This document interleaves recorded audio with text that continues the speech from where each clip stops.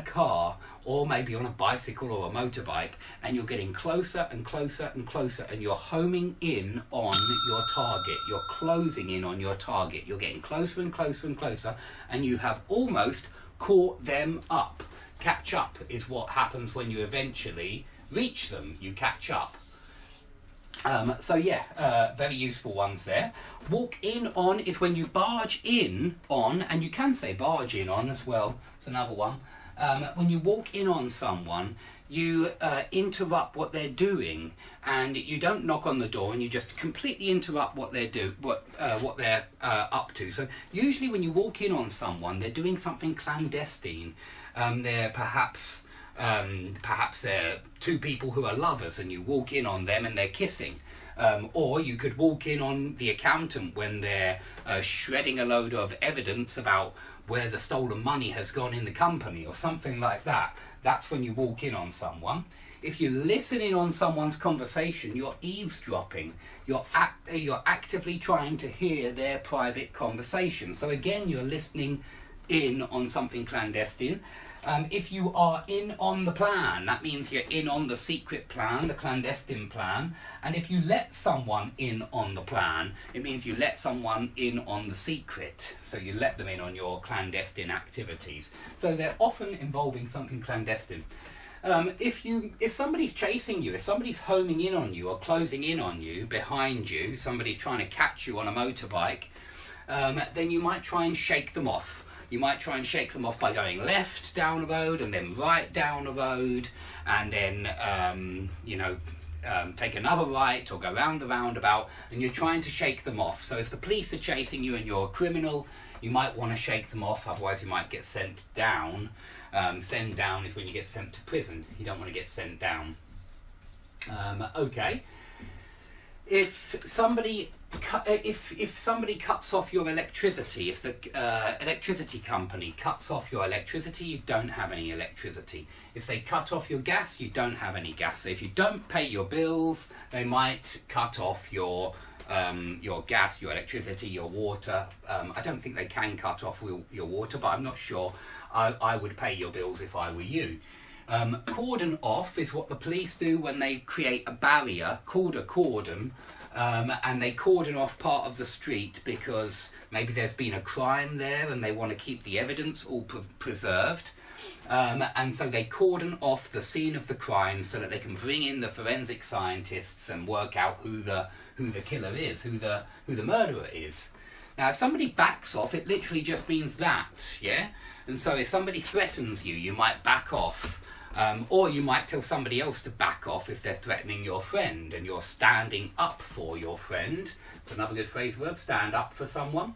If you're standing up to the bully, if you're standing up for your friend, you might tell that person to back off. If you shrug something off, this is really similar to brush someone off, and I wanted to make a comparison between the two, because when you shrug something off, it means you treat something as less important than it really is. You pretend that it doesn't matter. And when you brush someone off, you pretend that their comment or their point doesn't matter, that it's not important in some kind of way. So brush someone off and shrug something off. That's the main difference between the two. We usually say brush someone off with people and shrug something off with things. But both of them mean shrug means do this, like, with your shoulders, you shrug your shoulders. So if you shrug something off, you mean you're acting like it's not important to you, just shrugging, doesn't bother me. And so, yeah, you might shrug off the latest bill that you've had for £1,500. You might just shrug it off and say, it doesn't matter, I'll pay it later. But you might brush off someone who comes to your door. You might fob them off with a poor excuse, or you might just brush them off and say, sorry, I'm busy today, see you later, and close the door. That's usually what I do. If you say that the lesson kicks off at 7:30, it just means starts. The meeting kicks off at 10 o'clock. If you show off, it means that you're trying to show how much better you are, or cooler you are, or in some kind of way, something positive about yourself, and you're trying to show everybody how great it is. Normally you show off your possessions. You might show off your new car, you might show off your new motorbike, But it doesn't have to be. You might say that somebody was showing off if they were showing their skills in some kind of way.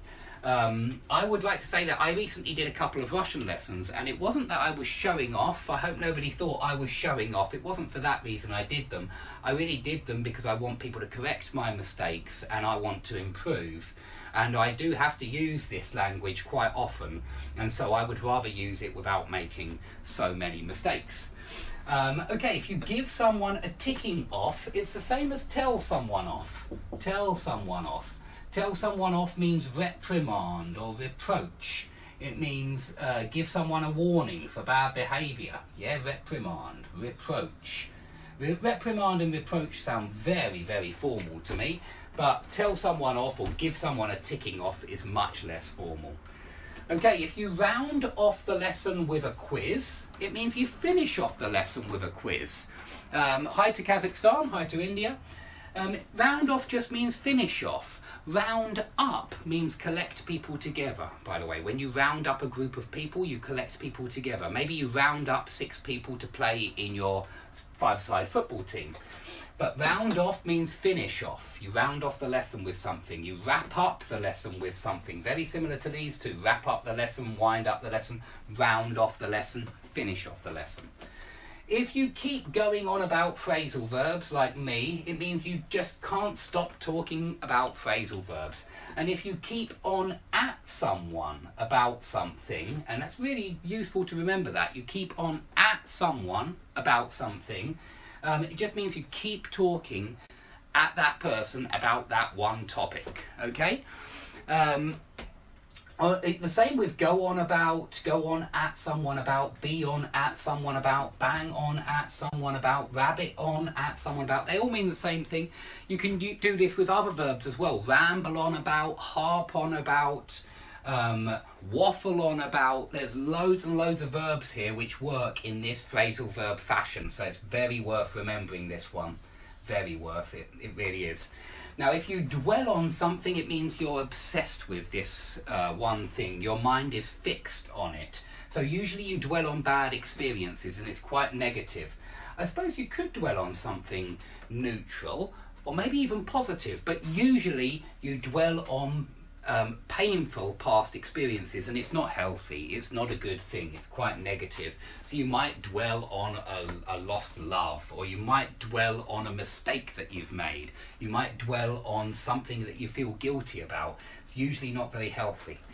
If you frown on something, you disapprove of something. So you might say, her parents frown on her new boyfriend, meaning, you know, they're not happy, they disapprove of him, they frown on her choice. Okay, if you happen upon something, you stumble upon something, you come across something completely by accident. So very similar to come across here, it's when something appears completely by accident. Hello to Brazil. If somebody eggs you on, then they try to influence you in a negative way. Usually this is at school. The kids will egg on one of their friends to do something naughty. Maybe they'll egg him on to steal something from the sweet shop, or from the cafeteria, from the canteen, I should say, from the school canteen. And all of his friends egg him on. Or maybe they egg him on to start a fight with someone, but it's always negative. And it's very similar for this reason to put someone up to something. His friends put him up to it. He might get caught by the teacher, and the teacher might start telling him off, and he might say, no, it wasn't me, my friends put me up to it. He's trying to say it's my friend's fault and it's not my fault because they influenced me, they told me to do it, they egged me on. Hello to India. Okay, on to these ones, 15 and 16. If something juts out, then it comes far out from the main body. Usually you're talking about a building and you might say that the balcony juts out, meaning it comes out of the building. On this particular wooden building, there are 2 sides which jut out, and I banged my head on one of them as I was coming round from a box which is on the left hand side. I wanted to get a tool, I wanted to get an axe out of the box, and as I walked round I went straight into the piece of wood which was jutting out, so I must be careful not to do that again. And I actually cut it shorter anyway than it was supposed to be so that this wouldn't happen, but obviously not short enough. It still juts out and it can still cause damage. Maybe not to shorter people, but to someone who as tall as me, it certainly juts out a little bit and can hit me.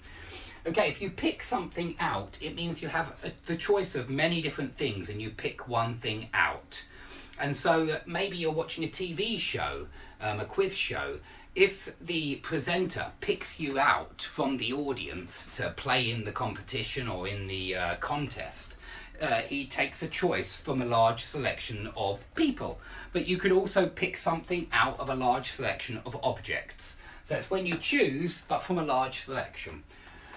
If you spread out, I mean literally this means this, you can spread out your arms to embrace somebody.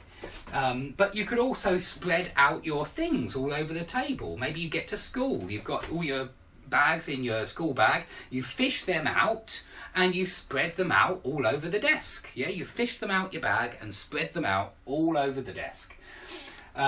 If you throw someone out of your house or kick someone out of your house, you're not happy with them, you're annoyed with them, they've behaved badly, they've behaved awfully, and you decide to kick them out. So this could happen as well at university. If you don't do any of your essays, they might kick you out. At school, the teacher might throw you out of the classroom if you keep talking to the person next to you, something like that, if you keep going on about something to the person next to you.